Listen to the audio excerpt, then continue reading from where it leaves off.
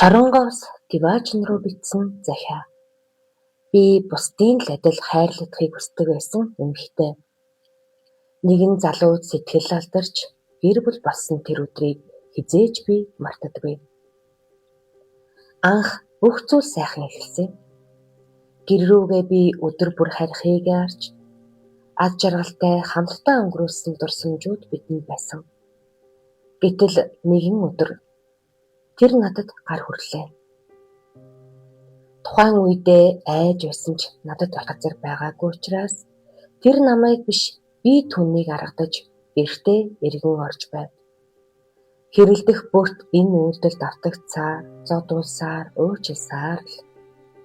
Тэр надад чи бид хоёрын энэ харилцаа энэ хിവэрээ үргэлжлвэл эцэс сүлдээ чи над руу шорон руу захиа бичнэ байх шүү гэж хэлж байв. Гэвч би тухайн үедээ арай ч юм зүйл болохгүй биз дээ гэж бодож байв. Гэхдээ түүний хэлсэн үнэн байсан. Харин тэр одоо над руу шоронгоос Диваажин руу захиа илгээж байна.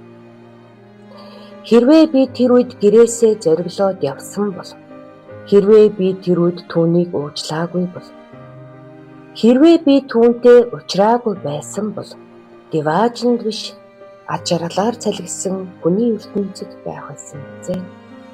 Охтууд минь, эмэгтэйчүүд минь, уучлалтад хизээд хязгаар гэж байдаг юм шүү.